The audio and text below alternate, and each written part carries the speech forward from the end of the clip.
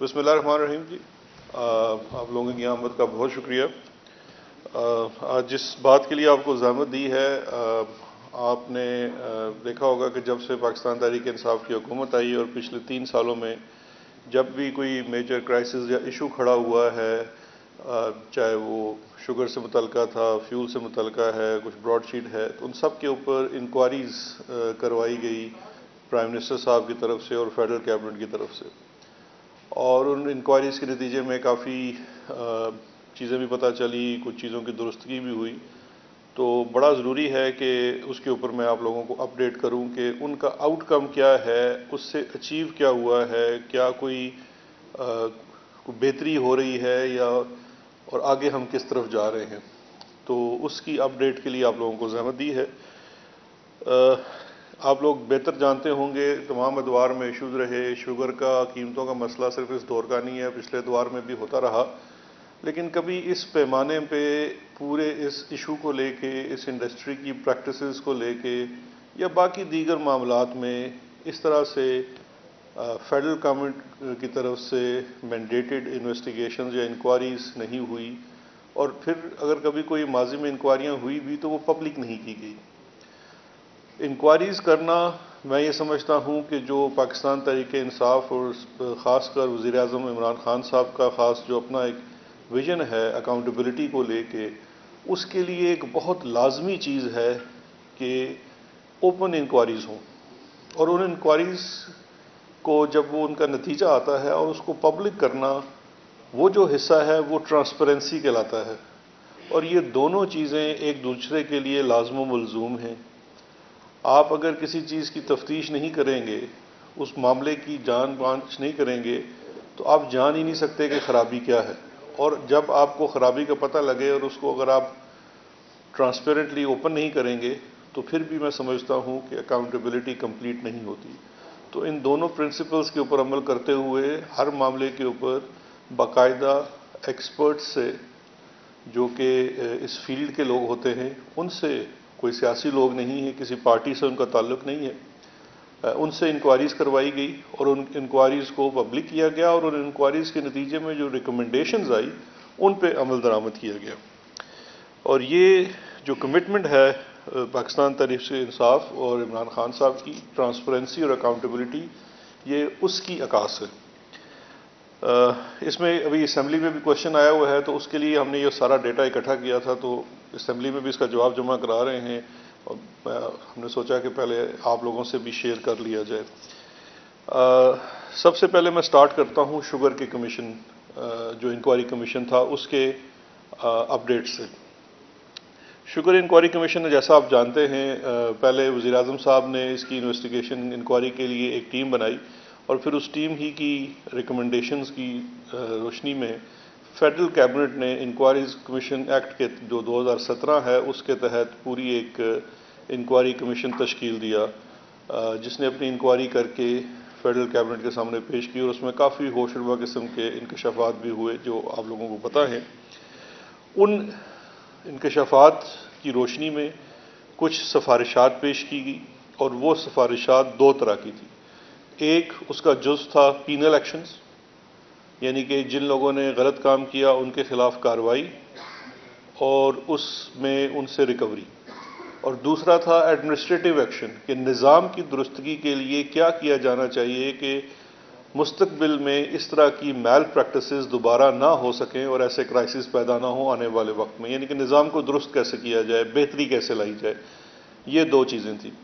جو panel actions تھے اس کی صورت میں سب سے پہلے میں جاتا ہوں ایف بی آر کی طرف سے۔ ایک جو چیز شوگر کمیشن کی رپورٹ میں سامنے آئی تھی وہ یہ تھا کہ بہت زیادہ انڈر ویلیو، انڈر بک پریکٹسز ہیں، اور جو چینی ہے وہ بلیک میں بھی فروخت کی جاتی ہے، جس کی وجہ سے ایک جو نقصان ہے وہ آپ کو ٹیکس کی مد میں ہوتا ہے۔ ان سب چیزوں کی روشنی میں پچھلے 5 سال کا ٹیکس آڈٹ کیا گیا، جو قانون کے تحت آپ میکسیمم پچھلے 5 سال تک جا سکتے ہیں ایف بی آر کے۔ ان 5 سال کا ماضی کے آڈٹ کیا گیا، اور اس آڈٹ کے نتیجے میں جو فگر ہمارے سامنے آئی وہ یہ آپ سے میرا خیال ہے شیئر بھی کر رہے ہیں، 619 ارب روپے کی لائبلٹی امپوز ہوئی تمام شوگر انڈسٹری کے اوپر۔ یہ اگر آپ مجھ سے ملز کا بھی پوچھیں گے تو یہ تقریباً 619 ارب روپیہ یہ اس کے اوپر امپوز ہوا، یہ ہے آپ کی ایف بی آر کی جو لائبلٹی ہے، یعنی کہ جنہوں نے سیلز ٹیکس میں چوری کی، جو چھپایا، اس کی مد میں کیا۔ یہ 89 ملز ہیں ٹوٹل۔ اب ان تمام 89 ملز میں سے کچھ ملز ایسی ہیں جن کا آڈٹ ابھی تک کمپلیٹ نہیں ہو سکا، تو یہ 89 ملز میں سے میں سمجھتا ہوں 67 یہ میرے پاس جو لسٹ ہے ایف بی آر کی طرف سے، ان کا آڈٹ کمپلیٹ ہو کے ان کے اوپر یہ ٹیکس امپوز کر دیا گیا۔ جو کچھ شوگر ملز ہیں وہ تقریباً 10 کے قریب ہیں، جن نے کچھ نے لاہور ہائی کورٹ سے، کچھ نے پشاور ہائی کورٹ سے اور کچھ نے سندھ ہائی کورٹ سے سٹے لیا ہوا ہے اس کے اوپر، اور اس کو بھی فیڈرل گورنمنٹ اور ایف بی آر جو ہے وہ ایکٹیولی پرسو کر رہی ہے کہ جیسے سٹیز کا اخراج ہوگا تو انشاءاللہ ان کا بھی آڈٹ ہوگا، اور اس سٹے لینے والوں میں کچھ شریف لوگ بھی شامل ہیں، ان کی بھی شوگر ملیں ہیں۔ نہیں، ان کا سٹے نہیں ہے، ان کے اوپر بھی لائبلٹی امپوز کی گئی ہے۔ میں آپ کو پوری ڈیٹیل دے دیتا ہوں۔ اس کے بعد جو 619 ارب روپے کا ٹیکس ہے، اس میں سے مختلف ظاہری بات لٹیگیشن بھی ہوئی، اس میں سے جو کورٹس کی طرف سے انل کیا گیا ٹیکس وہ صرف 31 ارب روپے کا تھا، یعنی کہ 588 ارب روپے کا ٹیکس ابھی بھی جو ریکوری کی مد میں وہ جاری ہے، اور 31 ارب جو ہے وہ بھی لٹیگیشن میں ہے۔ تو یہ ایک بہت بڑی کامیابی تھی میں سمجھتا ہوں جو شوگر کمیشن کی انکوائری کے نتیجے میں سامنے آئی۔ دوسری جو اس میں اہم چیز سامنے آئی وہ یہ ہوئی کہ چونکہ یہ تمام پریکٹس اب پکڑی جا چکی تھی اور نظام کی درستگی کی طرف اقدام اٹھانے شروع کر دیے گئے، تو پچھلے سال جو ٹیکس کی مد میں شوگر سے ریکوری ہوئی وہ 2 گنا زیادہ تھی، یعنی کہ 2 دفعہ 2 ٹائمز زیادہ تھی۔ جو اس سے پچھلے سالوں میں جو ٹیکس کی مد میں شوگر انڈسٹری سے آتا تھا سرمایہ، وہ 2 گنا اس میں اضافہ ہوا ہے، تو یہ اس کی دوسری بڑی کامیابی تھی۔ اس کے بعد ایک فیڈرل کیبنٹ نے ذمہ داری لگائی کمپٹیشن کمیشن آف پاکستان کی کہ کارٹلائزیشن کو چیک کریں، اور اگر کچھ لوگ کارٹلائزیشن میں یا پوری انڈسٹری کارٹلائزیشن میں ملوث پائی جاتی ہے تو اس کے اوپر کارروائی کی جائے۔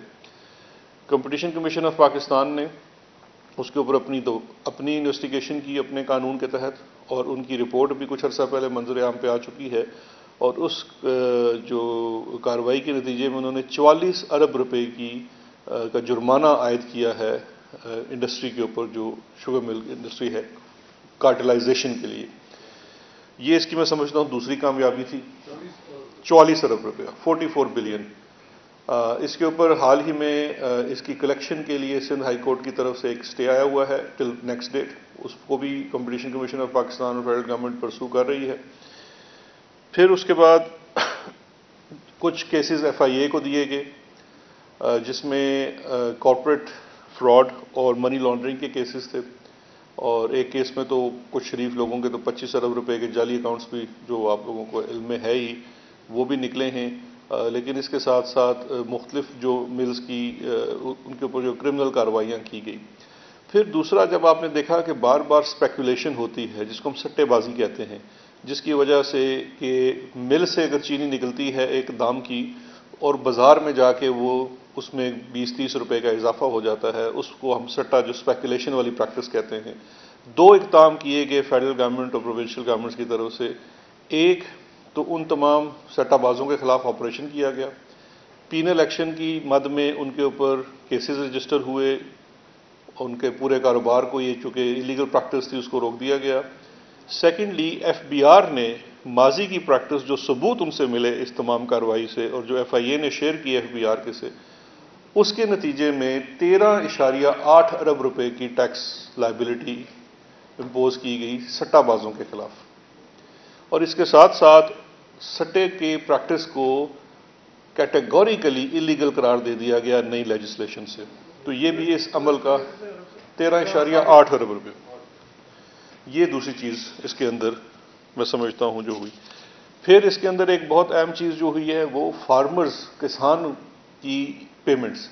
ماضی میں یہی پریکٹس رہا تھا کہ جو گورنمنٹ قیمت مقرر کرتی تھی اس قیمت پہ کبھی بھی پیسے کسان کو نہیں ملے۔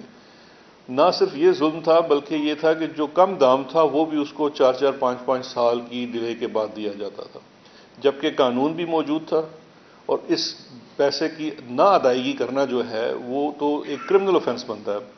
تو جیسے ہی گورنمنٹ نے اپنی ول دکھائی، تمام کسانے کے تمام واجبات جو ہیں وہ ادا ہو گئے، اور ابھی کسان جو ہے اس سے کافی خوشحال ہوا ہے۔ پھر جو ایک اہم چیز تھی، کیونکہ چینی کی قیمتوں کا ایک بہت بڑا ایشو ہے، اس کی price fixation for the first time کی گئی۔ اس میں حکومت کو، وفاقی حکومت کو اور صوبائی حکومتوں کو، خاص کر پنجاب حکومت کو بہت دشواری کا سامنا ہوا، کیونکہ بار بار جو مختلف مل مالکان تھے یا ان کی ایسوسی ایشن ہے، وہ لٹیگیشن میں بھی جاتی رہی مختلف فارمولہ کے اندر، کوئی بھی نہ کوئی تکنیکی وجوہات کی بنا پہ۔ تو وہ ایک تسلسل کا عمل ہے، لیکن حکومت نے اپنی جو ول تھی وہ جاری رکھی، اور قیمت انہوں نے مقرر کر دی ہے جو شوگر کی، اور اس کے ایک فارمولہ کے تحت قیمت مقرر کی گئی ہے۔ اب اس قیمت کے اوپر چینی کی سپلائی جو ہے وہ چیلنج ہے، اس کے اوپر ایڈمنسٹریٹو میئرز لیے جا رہے ہیں۔ کل بھی پرائم منسٹر صاحب نے اس کی ایک کمیٹی کی سربراہی کی، پنجاب گورنمنٹ کی طرف سے بھی، سندھ کا سرحد گورنمنٹ کی طرف سے بھی، تو اس کے اوپر کام جاری ہے۔ ہمیں کچھ چیزیں اس میں لاہور ہائی کورٹ کی طرف سے جو کوئرسو میئر لینے سے روکا گیا ہے انتظامیہ کو، نیکسٹ ویک شاید اس کی دوبارہ ڈیٹ ہے، لیکن جو پرائس فکس کرنا ایک بہت بڑا عمل تھا وہ بھی اٹھا لیا گیا ہے، اور اس کی وجہ سے میں سمجھتا ہوں کہ قیمت کو کنٹرول کیا جا سکتا ہے۔ ایک اور جو ایڈمنسٹریٹو میئر بڑا امپورٹنٹ ہے، جس کے ثمرات اگلے سیزن سے آپ کو نظر آنا شروع ہوں گے، وہ ہے track and trace system. Track and trace system ایک بہت جدید نظام ہے جو ایف بی آر کی طرف سے تمام شوگر ملز کے اوپر انسٹال کیا جا رہا ہے، جو کہ جدید آلات سے، جس میں کیمراز بھی ہیں، جیسے سی سی ٹی وی ہوتا ہے، کہ شوگر کی جو مینوفیکچرنگ ہے وہ تمام کور ہوگی اینڈ ٹو اینڈ، کہ کتنی شوگر کرش ہو رہی ہے، کتنی بوریوں میں پیک ہو رہی ہے، کتنی بوریاں ہیں، وہ تمام چیز ایف بی آر کے پاس ہیڈ کوارٹر میں اور کین کمشنرز کے پاس اس کی ڈیٹا شیئرنگ ہوگی۔ تو ایک تو آپ کی سٹاک ٹیکنگ جو ہے وہ کمپیوٹرائزڈ ہوگی وداؤٹ ہیومن انٹریکشن، اور دوسرا یہ ہے کہ آپ جو ٹیکس کی مد میں ہے اس میں چوری کا کلا کما کیا جا سکے گا۔ تو یہ ایک بڑا اور حیرت کی بات ہے کہ اس کے انسٹال کرنے میں بھی ہمیں بے شمار لٹیگیشن سے گزرنا پڑا، کیونکہ حکومت ایک اچھا کام کرنے جا رہی ہے، مختلف پارٹیاں اس میں، کبھی ایک کورٹ سے اسٹے آ جاتا، کبھی دوسرے کورٹ سے، لیکن میں داد دینا چاہوں گا جو ہمارے اٹارنی جنرل آفس ہے کہ انہوں نے ہر موقع کے اوپر جا کے اس کا بڑا بھرپور دفاع کیا حکومتی پالیسی کا، اور عدالتوں نے بھی بڑا ساتھ دیا، لیکن بار بار ایسا رکھنا ڈالا جاتا تھا جس کی وجہ سے کچھ اس میں ڈیلے ہوا، لیکن اب انشاءاللہ یہ نیکسٹ کرشنگ سیزن سے پہلے میجورٹی آف ملز کے اندر track and trace system install ہو جائے گا۔ اسی طرح سے کین کی پروکیورمنٹ کو آن لائن سسٹم کیا جا رہا ہے پنجاب میں، کہ جو گنے کی پروکیورمنٹ ہوتی ہے ایک تو وہ، اور دوسرا اس گنے میں سے کیا سکروز کنٹینٹ نکلتا ہے، اس کے لیے حکومت اپنی لیبز بنا رہی ہے، اور یہ لیبز بنانے کے لیے بھی کوئی حکومت الگ سے فنڈز نہیں دے رہی۔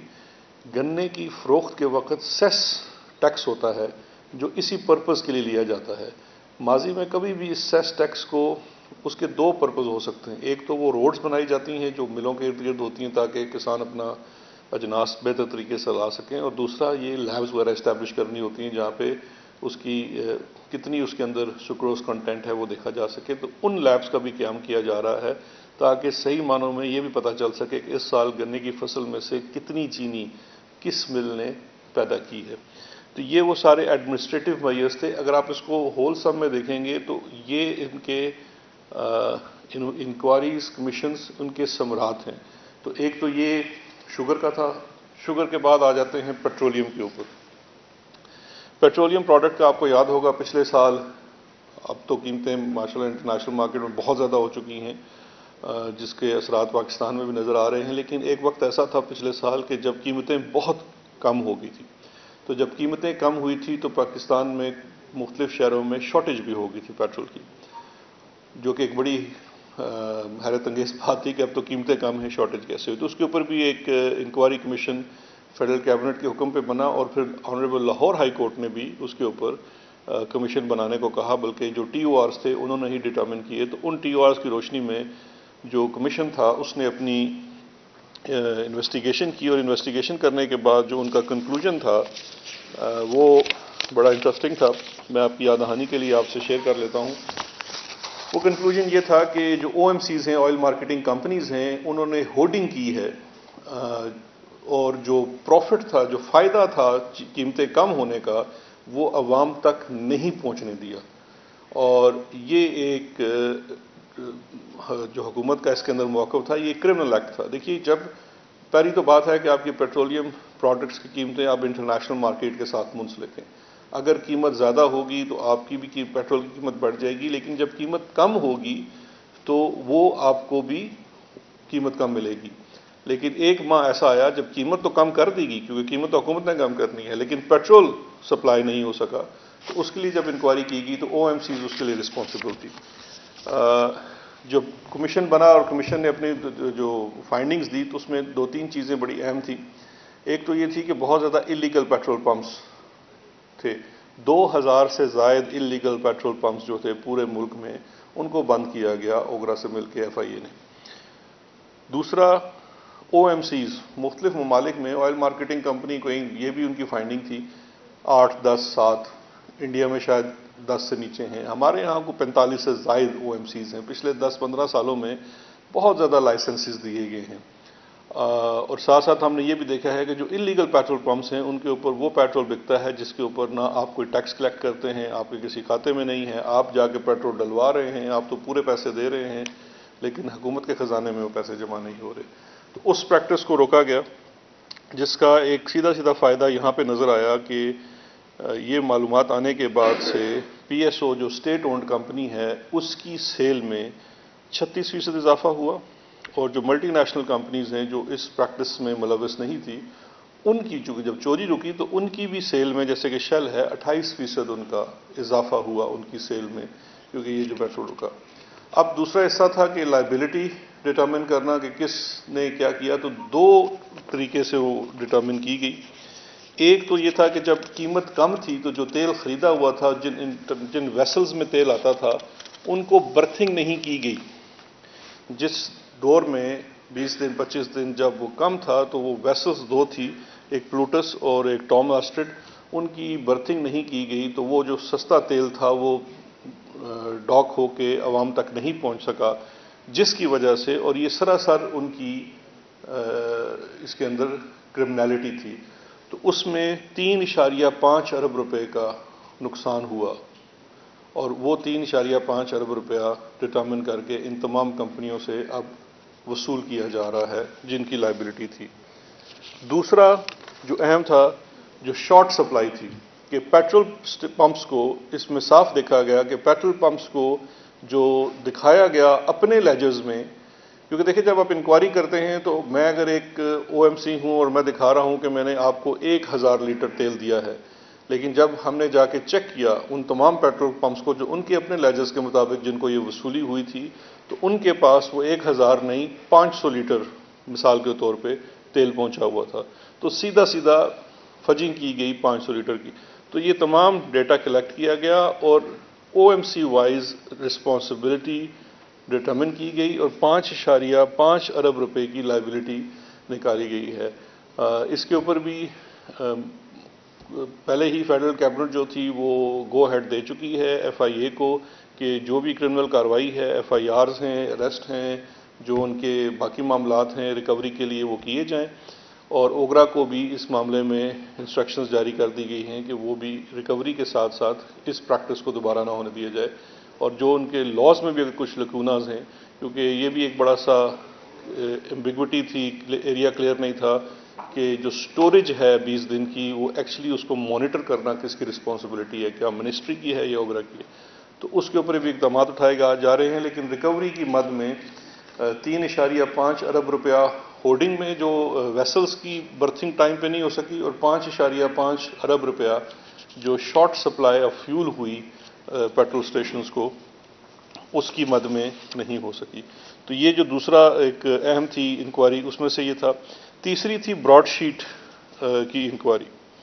براڈ شیٹ کی انکوائری میں جسٹس عظمت شیخ صاحب کی سربراہی میں ایک کمیشن بنایا گیا تھا جس نے اپنی رپورٹ پیش کی.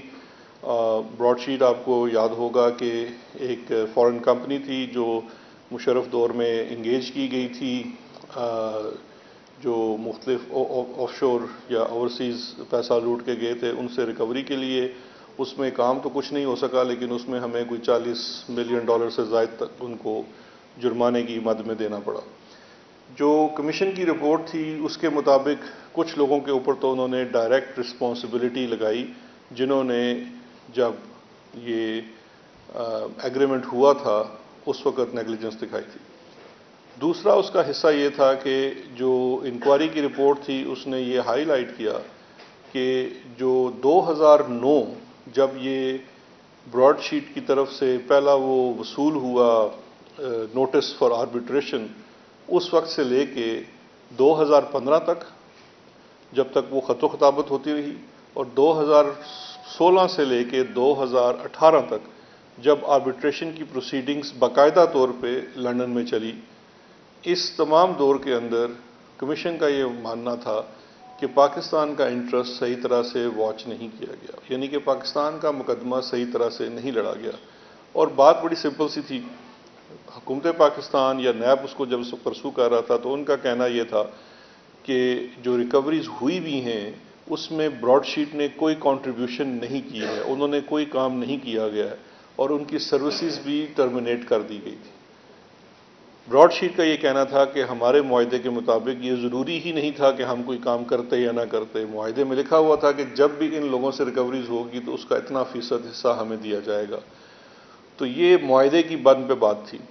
لیکن حکومت پاکستان جو 2009 سے لے کے 2018 تک اس مقدمے میں بہتر طریقے سے اپنا مقدمہ نہیں لڑ سکی, تو اس میں رسپانسبلٹی ڈٹرمن کرنے کے لیے فیڈرل کیبنٹ نے FIA کی سربراہی میں ایک ٹیم بنائی ہوئی ہے جو اس چیز کی انویسٹیگیشن کر رہی ہے کہ چونکہ اس میں اٹارنی جنرل آفس کے لوگ بھی اس زمانے میں تھے, باقی لوگ بھی تھے, حکومتی لوگ بھی تھے, نیب کے لوگ بھی تھے, اور باہر کے لائرز بھی تھے, تو ان تمام چیزوں کو اس پوری پروسیڈنگز کو دیکھا جا رہا ہے, اور اس میں ایکسپرٹس بھی ہائر کیے گئے ہیں کہ کیا آیا واقعی ہی کسی کی کوتاہی تھی, اور جس کی بھی کوتاہی ہوگی اس کے اوپر وہ لائبلٹی امپوز کی جائے گی. تو یہ اپڈیٹ تھی براڈ شیٹ کی انکوائری اور انویسٹیگیشن کے متعلقہ.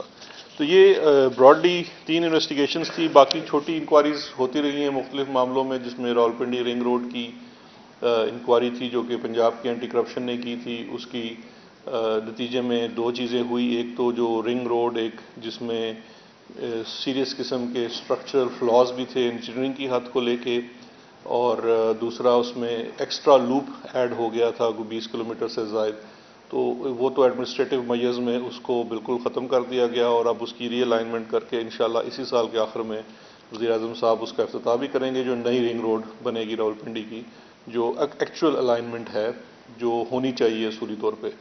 دوسرا اس میں جو رسپانسبل افسران تھے ان کے اوپر جو ضابطے کے مطابق قانونی کارروائی ہے وہ جاری ہے, اس میں کچھ گرفتاریاں بھی ہوئی ہیں, اور وہ ایک آن گوئنگ کرمنل کیس ہے جس کی انویسٹیگیشن جو ہے اینٹی کرپشن پنجاب کر رہی ہے اس فیصلے کے مطابق.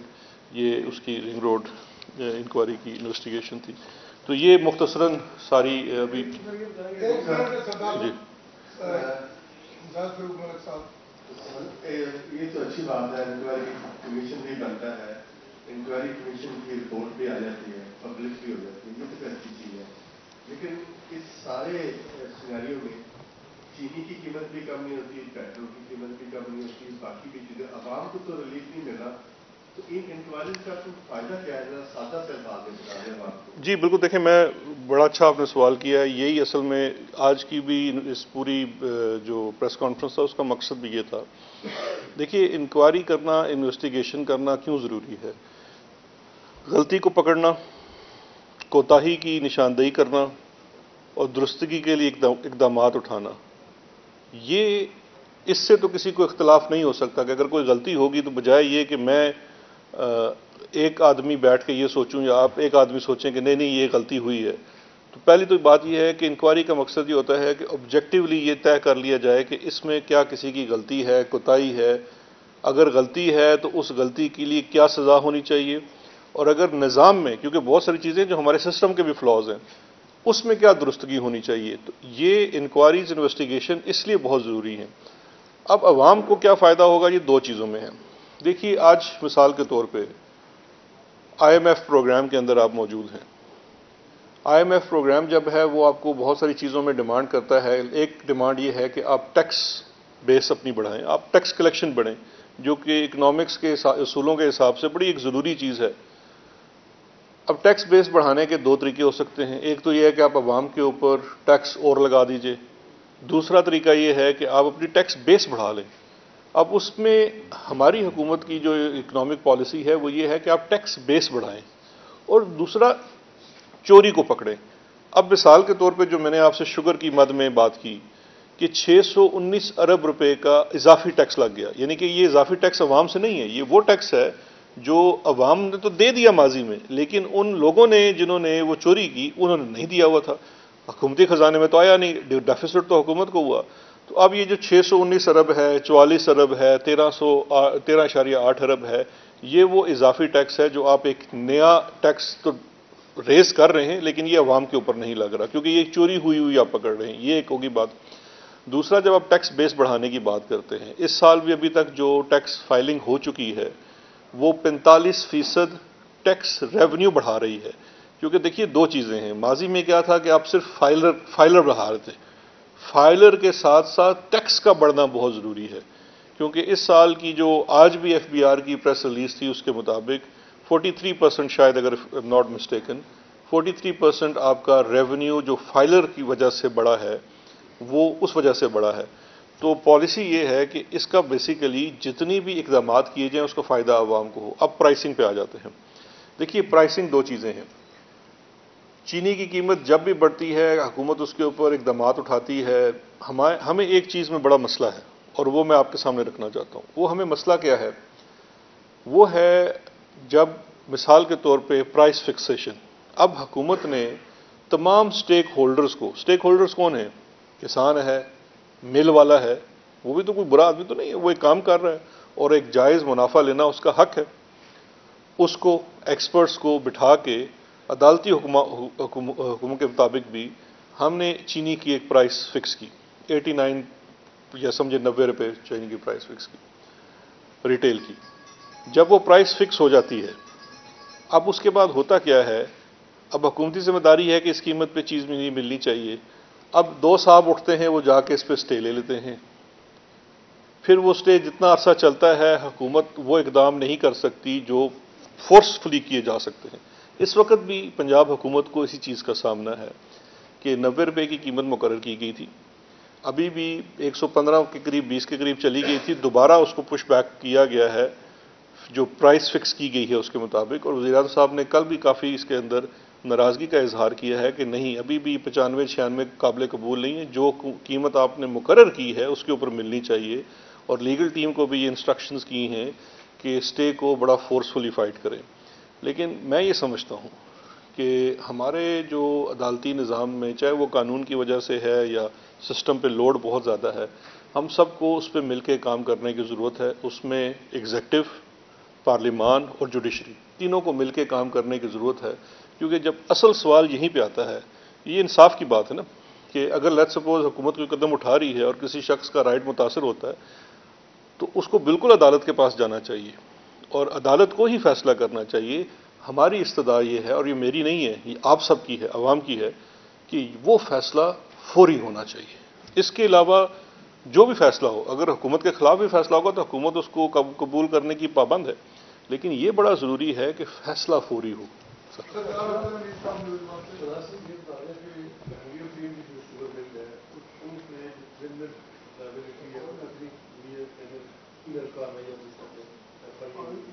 دوسرا انہوں نے کتنا ٹیکس چوری کیا جو چھوڑ ہے ذاتی ان کے بارے میں, اور دوسرا رنگ روڈ میں لوگوں نے مقصد بھی ہوتے ہیں کیا وہ انکوائری میں نکل باہر آ چکے ہیں کہ وہ روڈ نہیں تھا.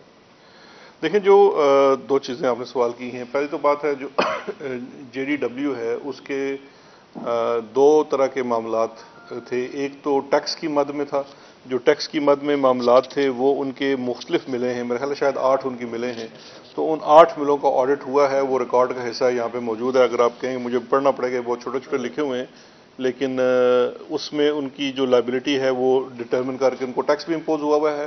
کچھ کیسز میں JDW جو ہے اس وقت شاید لاہور ہائی کورٹ میں اس نے چیلنج کیا ہوا ہے, تو وہ معاملات وہاں چل رہے ہیں. جو دوسرا معاملہ تھا وہ ان کی پرائیویٹ لمیٹڈ کمپنی اور پبلک لمیٹڈ کمپنی میں کیسز تھے جو کہ 3 FIRs ہیں، اگر میں غلط نہیں کہہ رہا تو 3 FIRs تھی جو کہ FIA نے کی. تو اس کے اندر تو جو آئی تھنک ایک 7.5 ارب روپے کی ہے اور 3 ارب روپے کی ہے. میں یہ ایگزیکٹ فگر مجھے نہیں یاد، لیکن یہ اس طرح کی اماؤنٹ ہے اس کے اندر ہے. اور دوسرا جو آپ کا سوال تھا رنگ روڈ والا، تو میں تو پہلے ہی جب رنگ روڈ کی انکوائری آئی، دیکھیے رنگ روڈ کی انکوائریز ہوئی تھی.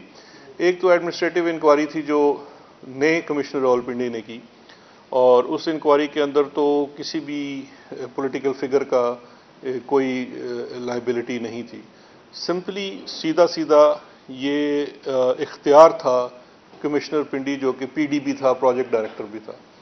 اور جو انکوائری پھر اس کے بعد اینٹی کرپشن نے بھی کی، تو اس میں بھی کہیں کسی کے سامنے کوئی اس قسم کی چیز نہیں آئی کہ کوئی بھی پولیٹیکل فگر، چاہے وہ زلفی بخاری ہوں یا اور بھی نام تھے، سرور خان صاحب تھے، مختلف لوگوں کا نام، اور یہ میڈیا میں سرکولیٹ کر رہا تھا.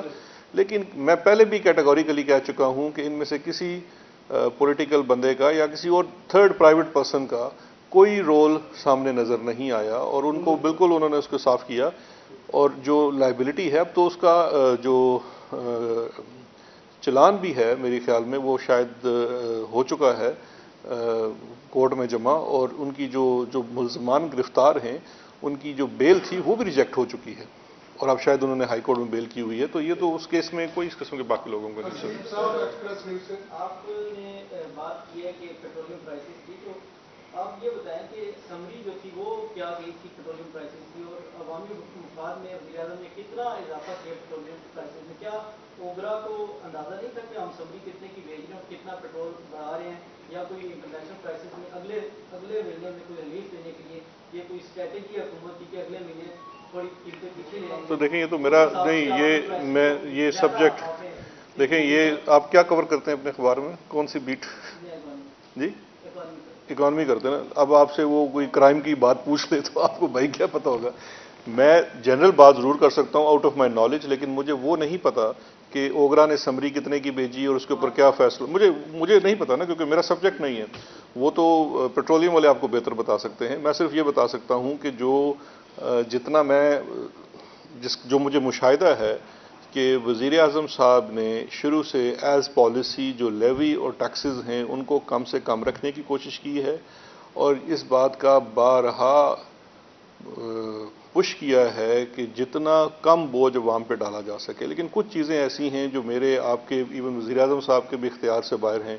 وہ ہیں عالمی منڈی میں اس کے ٹرینڈز اور قیمتیں. اگر عالمی قیمت بڑھے گی تو اس کا قیمت کی بات کر رہی ہے. یا تو دیکھیے میں سمجھتا ہوں، کیونکہ مجھے اکانومی کا بالکل کچھ پتہ نہیں ہے، لیکن اگر کوئی ٹیکس بڑھایا گیا ہو تو پھر سوال ہو سکتا ہے. لیکن قیمت کو اگر جب ٹرانسلیٹ کیا جاتا ہے تو وہ تو قیمت جیسی وہاں بڑھے گی یہاں. اور جب یہ قیمت، کیونکہ آپ اگر اکانومی کور کرتے ہیں تو آپ سمجھتے ہیں کہ یہ قیمت اوپر جاتی ہے اور نیچے. اس وقت 3 سال کے ہائیسٹ پہ ہے پیٹرولیم قیمت جو انٹرنیشنل مارکیٹ کی ہے. تو اس کے حساب سے اگر جب یہ نیچے آئے گی تو وہ بھی ٹرانسلیٹ ہوگی ہمارے ہاں. اور جو پرائس فکسیشن فارمولہ ہے وہ اوپن فارمولہ ہے. اگر اس فارمولے میں کوئی بہتری کی جا سکتی ہے تو آئی تھنک گورنمنٹ اور جو منسٹری ہے they will be open to suggestions. میرا سوال نیب آرڈیننس کے مطابق ہے. ہم نے دیکھا کہ نیب کا آرڈیننس 2021 آیا، اس کے بعد شٹل باکس کی طرح نظر آتی ہے کہ نیب جو ہے سیشن کورٹ کو بھیج رہی ہے، سیشن کورٹ واپس نیب کورٹ کو بھیج رہی ہے. تو یہ اس کے اوپر کوئی جانا کوئی پراپر فیصلہ نہیں ہو پا رہا. اور ایک پولیٹیکل وکٹمائزیشن سے ریلیٹڈ جو سیاسی کیسز وغیرہ ہیں صرف ان کے اوپر جو ہے اس وقت زیادہ حکومت کا بھی اور نیب آرڈیننس کے بعد دیکھنے میں آ رہا ہے کہ زیادہ زور ہے. اس بارے میں کیا کہیں؟ دیکھیں آپ کے سوال میں ایک تو تضاد ہے. سوال آپ نے بڑا اچھا کیا، لیکن آپ کے سوال میں تضاد ہے کہ آپ نے کہہ دیا کہ ایک تو اس وقت کوئی کنفیوژن پھیلی ہوئی ہے اور کوئی پتہ نہیں چل رہا، اور عدالتیں جو ہیں وہ ایک دوسرے کی طرف کیس فٹ بال کی طرف پھینک رہی ہیں.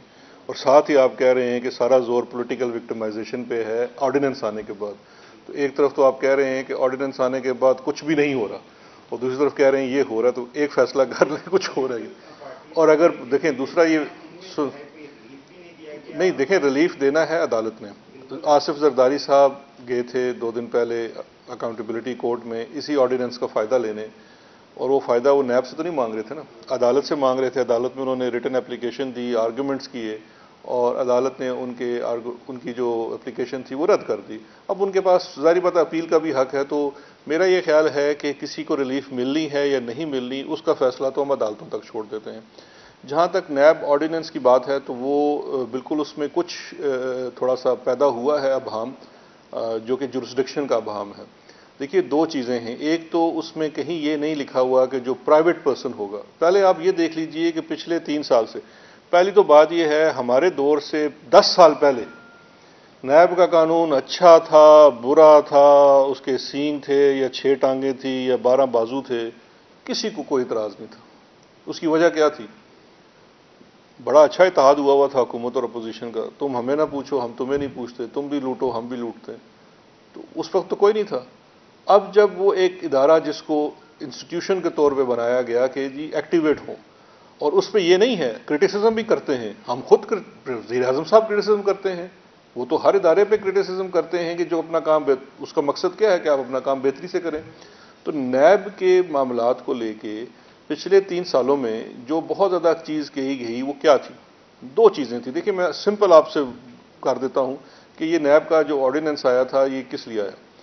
ایک تو جو بیوروکریسی ہے اس کی فیصلہ سازی کے لیے ایک آسانی پیدا کرنے کی ضرورت محسوس کی گئی کہ انہیں یہ لگتا ہے کہ نیب ان کو بیجا تنگ کرتی ہے اس وجہ سے کہ کلیئرٹی نہیں ہے قانون کے اندر کہ اگر کوئی گڈ ول میں وہ فیصلہ کریں گے, اور اگر وہ لیٹ سپوز آپ اپنے دن میں روزمرہ کے کام میں 10 فیصلے کرتے ہیں, ان 10 میں سے 2-3 ہو سکتا ہے وہ صحیح نہ ہوتے ہوں, لیکن اس کا یہ مطلب نہیں ہے کہ آپ نے کرمنل ایکٹ کر دیا.